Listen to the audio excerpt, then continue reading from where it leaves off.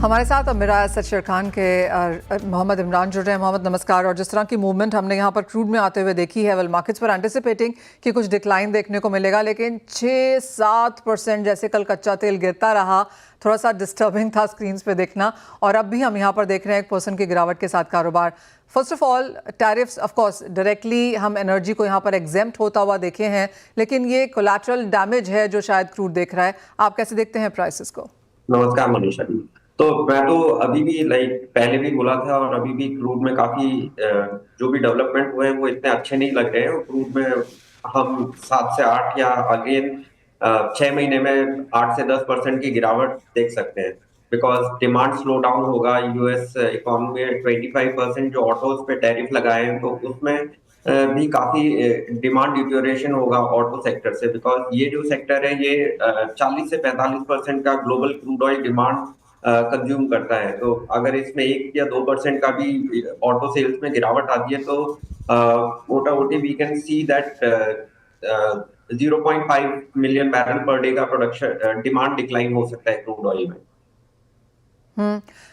एक direct impact Indian markets में इसका कैसे देखते हैं आप आता हुआ? ऑफ कोर्स यूएस पे तो एक बड़ा इम्पैक्ट है ही, जो शायद हम स्पिल ओवर ग्लोबल मार्केट्स में देखेंगे। इंडियन मार्केट्स स्पेशली क्या सेंस है? अगर इंडियन मार्केट में भी हमें नेक्स्ट जो सपोर्ट 5300 के लेवल पे दिख रहा है, और बिकॉज एशियन इकोनॉमीज भी काफी इम्पैक्ट होंगी टैरिफ से, तो उसका इम्पैक्ट एशियन इकोनॉमीज की डिमांड पे भी पड़ेगा। तो एमसीएक्स पे भाव पांच नेक्स्ट जो लेवल है, या अगर मीडियम टर्म की बात करें, शॉर्ट टर्म मीडियम टर्म में, तो 5300 के लेवल तक प्राइसेस आ सकती हैं।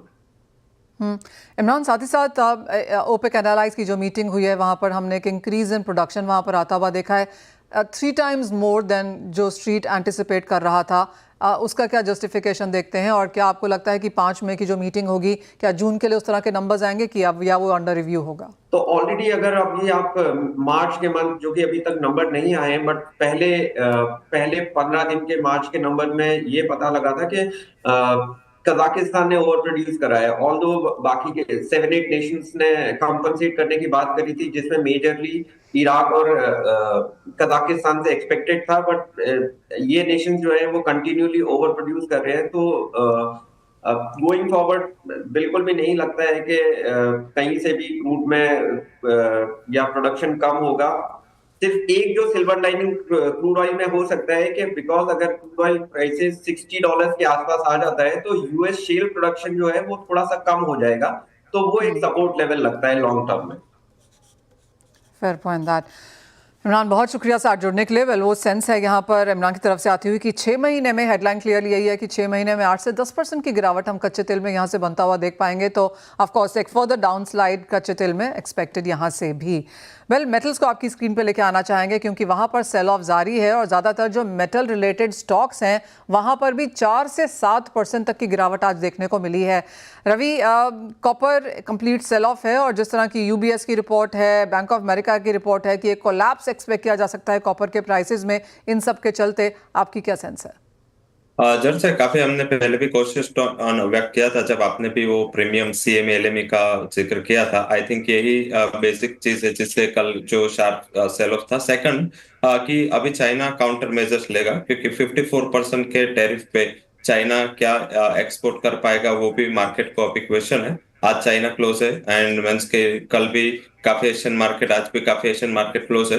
तो अभी तक जहां पे सबसे ज्यादा डेंट हुआ है वो ताइवान, कोरिया, इंडिया, चाइना, ये सब कंट्रीज से काउंटर मेजर्स कुछ आए नहीं, तो मार्केट उसका वेट करेगा। उस हिसाब से थोड़ा मेटल्स आज भी कोशिश है।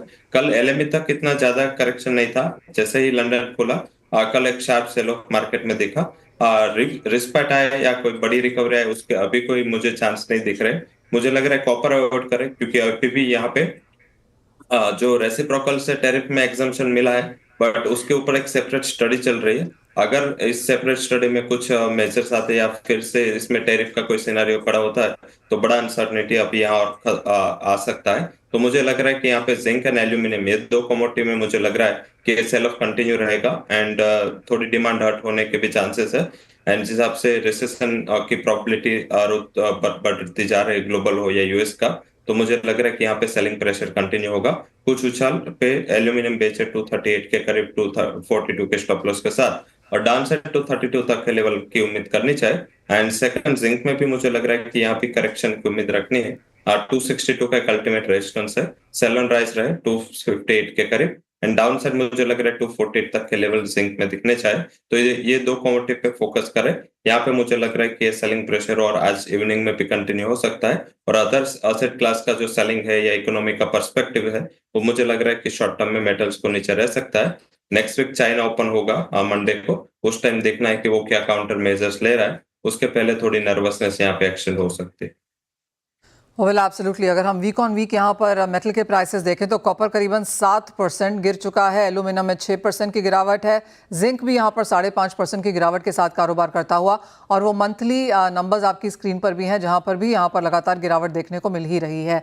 वेल 8% की गिरावट पिछले एक महीने में यहाँ पर एल्यूमिनियम पर दर्ज हुई है, और कॉपर को अगर देखें तो यहाँ पर भी खासी गिरावट के साथ कारोबार। रवि, चांदी कैसे देखते हैं, क्योंकि एक कंप्लीट कॉलैप्स हमने यहाँ पर कल ओवरनाइट मार्केट्स में आता हुआ देखा। चांदी 3-4 यहाँ रुकेगी, 6-7% तक भी एक बार यहाँ पर फिसली है, और आज कोई रिस्पाइट है ऐसा नहीं लगता।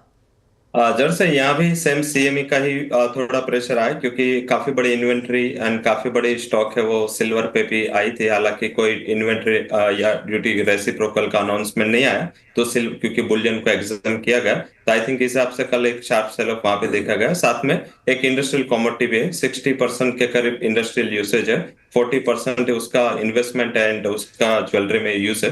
तो मुझे लग रहा है कि इस हिसाब से कल जो इकोनॉमिक पर्सपेक्टिव खराब हुआ वो एक थोड़ा नेगेटिव था। सेकंड कि चाइना वर्ल्ड का सबसे बड़ा इंडस्ट्रियल कंज्यूमर है सिल्वर का, तो अगर वहां पे इकोनॉमिक इश्यू है तो वहां पे भी एक सेलिंग प्रेशर इस हिसाब से आया था। और तीसरा कि जो चाइना सिल्वर वाली जो भी चीज है या हाईटेक जो भी चीज है जो एक्सपोर्ट करता है यूएस को एक्सपोर्ट करता है, तो इस हिसाब से भी दोनों के बिटवीन जो टैरिफ वॉर की एक सिचुएशन खड़ी होगी, तो इसका भी मार्केट थोड़ा नेगेटिव इम्पैक्ट देख रहा है। हालांकि मुझे लग रहा है कि वैसे ओवरसोल्ड है, काफी बड़ा करेक्शन आ चुका है, 7-8% का करेक्शन इतनी असेट क्लास में कम नहीं मानना चाहिए मेरे हिसाब से। यहाँ पे नेक्स्ट वीक में शायद आपको ट्यूसडे या वेंसडे ऑनवर्ड आपको रिकवरी आती हुई दिखे। अभी सेल ऑन राइज का स्ट्रेटेजी रखे, एंड डाउन साइड जो इंटरनेशनल मार्केट में 30.70 का इंपॉर्टेंट सपोर्ट है, शायद लग रहा है कि ये सपोर्ट टेस्ट हो सकता है। एंड डोमेस्टिक मार्केट में 90,000 मुझे लग रहा है एक साइकोलॉजिकल सपोर्ट बना रहेगा। इसके नीचे जाना मींस के एक उछाल के बिना पॉसिबल नहीं है, तो वहां भी मुझे लग रहा है कि 93,800 के स्टॉप लॉस के साथ उछाले पे बेच के काम करना चाहिए।